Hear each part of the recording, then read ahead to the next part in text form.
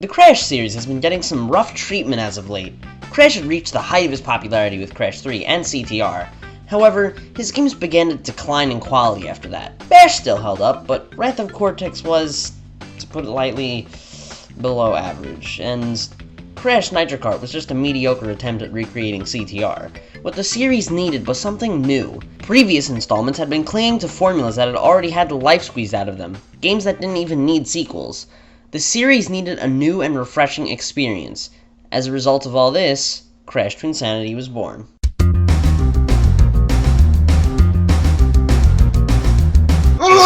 Crash Twinsanity was developed by— Oh my god! No! Oh wait, it's developed by Traveller's Tales Oxford Studios. Yeah, for some reason Traveller's Tales is in the developer's name, even though the Traveller's Tales that developed Wrath of Cortex has nothing to do with it. I'm just gonna call them Oxford Studios from now on. Crash Twinsanity is a very interesting little gem. It's got its fair share of positives, but also negatives. This game has had tons of mixed opinions. Some, like Gadgetron Watcher, have said that the game is unfinished and isn't even worthy of being called a Crash game. Others, like this creepy asshole, have gone on to say that it's the best Crash game ever, and that no installment has lived up to the caliber of this one. I think both opinions are a little extreme, as I tend to fall in the middle. Let me get the story out of the way first, since I don't know what I'm doing. Coco is playing around on Insanity Island. Suddenly, Cortex shows up and stuns Coco with his ray gun. Cortex then dresses up as Coco and goes to Crash, who is relaxing on the island. Cortex tricks Crash into following him to a part of the island where he plans to ambush Crash, and, surprise surprise, ambushes Crash there. Cortex and Crash fight, when eventually Crash wins. Cortex then calls on Engine to help in piloting the Mecha Bandicoot to combat Crash. When Crash defeats the Mecha Bandicoot, the explosion causes Crash and Cortex to be knocked into a hole leading underground.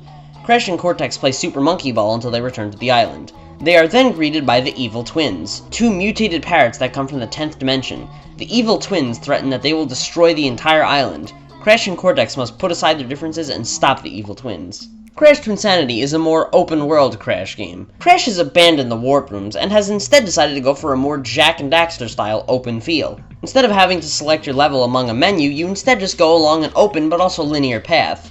The levels of Crash Twinsanity are not accessed via the classic warp rooms, but now good old-fashioned exploration. The game starts on Insanity Island, and you're given a nice wide-open space to get used to the controls. Crash controls considerably well. You've got your spin, your slide, the ability to double jump, and a body slam. Crash feels much tighter here than in the other games. You don't move in the air with any real sort of acceleration, and instead you control in the air like you would on the ground. It's much more sharp here than in the other Crash games. In fact, this can actually present a problem. Jumps in this game feel a little strange. Because they are so tight, it can at times be difficult to tell when you land a jump. It's a bit hard to explain, but a lot of times I found myself missing platforms that I feel like I should have landed on. It can take a bit of getting used to. However, the game gives you ample time and space to do so, so no major harm done. Although, something does annoy me. I have to ask, why is the camera inverted? Why is the camera inverted? Why is the camera inverted? Why is the camera inverted? Why is the camera inverted? Why is the camera inverted?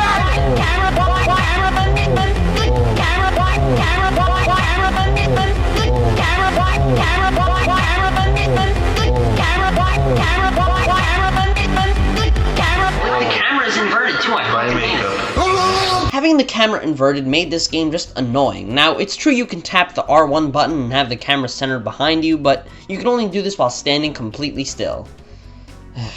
How obnoxious. This game opens with a lengthy tutorial segment, which can be skipped. It irritates me because there's no reason for this tutorial to be so long. Either teach me by just design of the game, or let me skip through it. However, I did enjoy seeing what this game had to offer. I have to say, this game looked beautiful. The attention to detail is astonishing on this game. This game never settles with getting by on graphics. It excels in this aspect more so than any other Crash game. It's not the best looking game on the PS2, but it's pretty damn nice. But even so, it looks 20 times better than the god-awful Wrath of Cortex does. Just the feeling of going through the bright forests, the dimly lit caves, the cold tundras. The game has a great sense of atmosphere. The environment doesn't just look great, but it feels great. This time it feels like you're interacting with the environments way more than in Wrath. It incorporates parts of the level correctly, like using TNT boxes to knock down trees. You can tell Oxford Studios put a lot of detail into these environments, making sure that they felt the way they should. The story is also interesting, as this time you feel much more involved than before. You also meet some new characters as well, all of which fit into the Crash Bandicoot universe near perfectly. There are the evil twins, two genetically mutated parrots who want to take over the world. There's also Nina, Cortex's cyborg niece, who was sent to Madame Amberly's Academy of Evil because she was too nice. The backstories behind these characters are all unique, and I'm not going to spoil them because I encourage you to find them out for yourself. The voice actors this time around have done an excellent job. This was the first game to have Lex Lang providing the voice of Cortex instead of Clancy Brown. I do miss Clancy Brown. His voice just screams classic Crash Bandicoot. As much as I do love Clancy Brown's Cortex, I gotta say, I think I like Lex Lang's Cortex just a little bit more. Cortex's voice actor was probably changed due to Cortex's changing character, and I have to say, Lex Lang is great with this. Everything this guy says is just pure gold. There are times where I found myself laughing at things that I normally wouldn't really find that funny, just because his delivery is so great.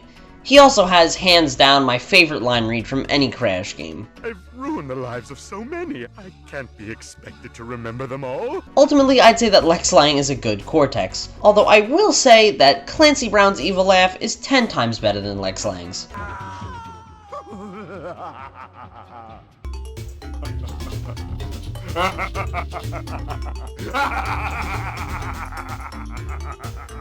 This game also had some very clever writing. Some of the jokes in this game are just hilarious. The comedy is very witty, and it even breaks the fourth wall on a few occasions, going as far as to even reference how bad Wrath of Cortex was. The check bounced. Are you sure? Well, the past few years have kind of been slow. Wrath of Cortex didn't do as well as we'd hoped, and... Fish? See, Crash fans, even Cortex thinks that Wrath sucks. Stop defending this disgraceful piece of shite already and go play a good game. Crash's levels are pretty fun. You go about the levels breaking boxes as you go, coming across new bosses and characters. The bosses of this game are pretty lackluster though. The bosses lack a sense of progression. Look at Engine's boss. All you need to do to beat him is do the exact same thing 3 times in a row. The only boss that I felt was really well designed was Dingodile. Cozy, ain't it? Rumor is you two chumps have got your mitts in some treasure. You know, I want a piece of that pie. I have no idea what you just said. Dingodile was the only boss that got harder with each hit. However, the bosses make up for their lack of difficulty with their outstanding presentation. Each boss fight is so over the top and utterly ridiculous, for the most part, that it's just fun to fight them because of how hilarious it all is. You also get to control a number of vehicles and characters. You can control the roller ball, in which Crash and Cortex have to roll around after they get in a fight, or the Humiliscate, where Crash uses Cortex as a snowboard. You also get to play as Nina and Cortex. Now, this game sounds pretty badass. However, I have a fistful of problems with it. I'm just gonna list them off in no particular order. One element of this game that annoys me is its soundtrack. Now, the soundtrack of this game is an interesting topic. The game's music is done by a group named Spiralmouth, and what's actually interesting is that all the music is done with voices. There are no instruments used in this game. It's very impressive, and I have to admit that I was surprised when I heard this. The guys at Spiralmouth are obviously very talented. However, as impressive as it is, it also gets really annoying. And I mean really quickly, too. I did like some songs from this game, but with the exception of the Iceberg Lab theme, I found the soundtrack to be forgettable.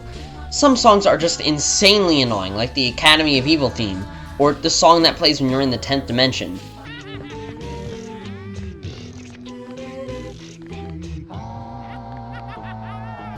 But what's even more annoying are the fact that some songs just start out awesome and then get annoying. Like, listen to this song.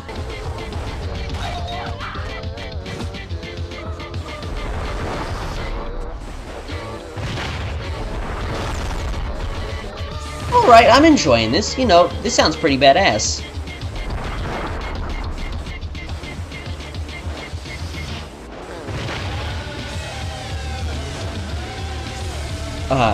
What? It sounds like Spiralmouth threw a tantrum while they were recording and they just rolled with it. The music isn't gonna bother you too much, but when you get stuck on parts of a level, the music will not help.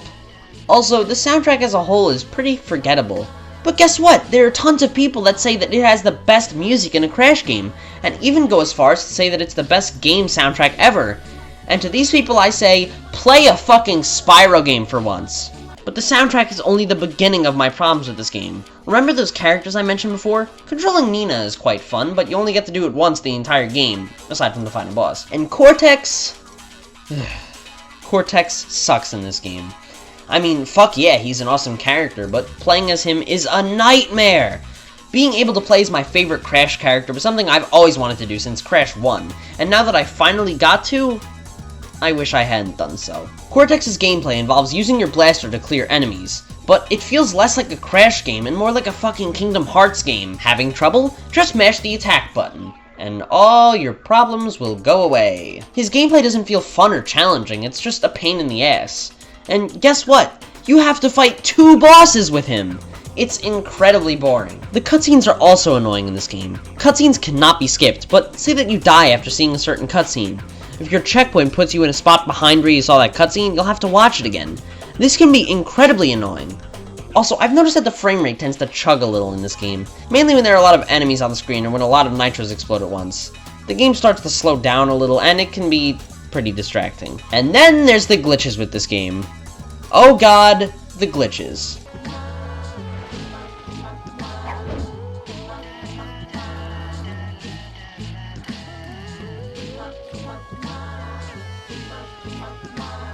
Everyone knows about the glitches in this game. Everyone. Seriously, Crash Twinsanity glitches are their own YouTube category now. There are just too many to count. I can't complain too much because most of the glitches don't get in the way. But at the same time, the glitches are incredibly easy to pull off and you can do insane things with them. You can skip entire levels, get certain characters to be where they're not supposed to be, fuck with the music, get out of bounds. If you wanted to document every single Crash Twinsanity glitch in writing, you would need a book longer than the goddamn Bible. The glitches, however, aren't as much of an annoyance as you'd think. You can play through the entire game and encounter next to none, but it shows that this game clearly did not get the amount of testing that it should have, or just laziness on Oxford Studios' part. Most of these are just my gripes, especially the music bit. They weren't a major detriment, and they didn't prevent me from enjoying the game as a whole. However, I did realize a major problem with this game. It's that the game, as a whole, has practically no replay value. This game is incredibly easy, possibly the easiest Crash game ever made, and it's also one of the shortest. To put it in perspective, Crash Twinsanity took me 3 hours and 4 minutes to complete. Crash Team Racing took me 5 hours and 39 minutes to complete, and that's only the adventure mode. Now, it's true that this game does have gems, but they aren't obtained by breaking boxes, but instead found in hidden paths. The gems will unlock you neat little concept art, FMVs, and other crap that only the real geeky are gonna care about. It sucks because I love Crash Twinsanity, but it's way too short. Crash Twinsanity is a new and refreshing experience, one that the Crash Bandicoot series definitely needed. Crash Twinsanity tried to be new, and it tried to be original, and in a lot of cases, you can say it was successful. A lot of people consider Crash Twinsanity their favorite Crash game. Of course, the game does not come without its flaws, whether it be irritating soundtrack, repetitive bosses, awkward controls, or, most irritatingly, its lack of replay value. It is not the best that the series has had to offer. But if you're going to compare it to Wrath of Cortex or Crash Nitro Kart, it's definitely worth your time. Crash Twinsanity is an average game. Whoa. Wait a second. Don't let the fact that just because I consider this game average mean that it's not worth your time. Most average games, provided they are priced reasonably, are worth a buy. You can get this game used on Amazon for very cheap, and for only $5, Crash Twinsanity is definitely worth your time. Anyways, tune in next time to see what happens when game developer Radical Entertainment changes the way we look at Crash Bandicoot. Oh wait, that's not next. Tune in next time to see what happens when a mediocre platform game is crossed with a mediocre kart racing game when I review Crash Tag Team Racing. Everybody go ahead and have a grand slammin' time. Why is the cameraman burning? Burning. Why is the cameraman burning? Why is the cameraman burning? Burning. Why is the cameraman burning? Why is the cameraman burning?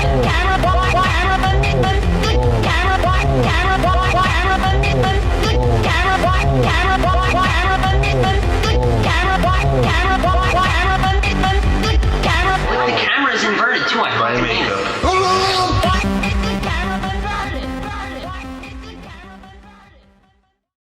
The greatest evil scientist in the world! Stuck in a pipe. How could things get any worse?